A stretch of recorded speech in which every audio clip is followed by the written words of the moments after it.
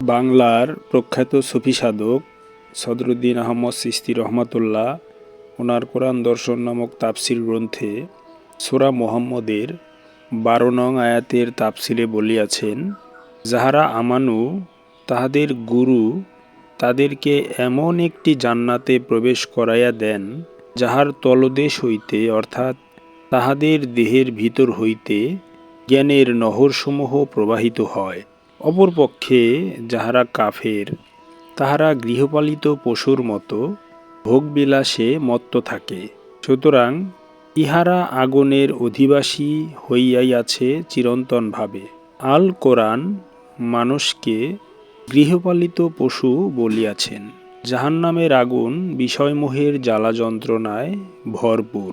ইহা আমানুগণ ছাড়া অন্যরা বুঝতে কখনোই সক্ষম হবে না।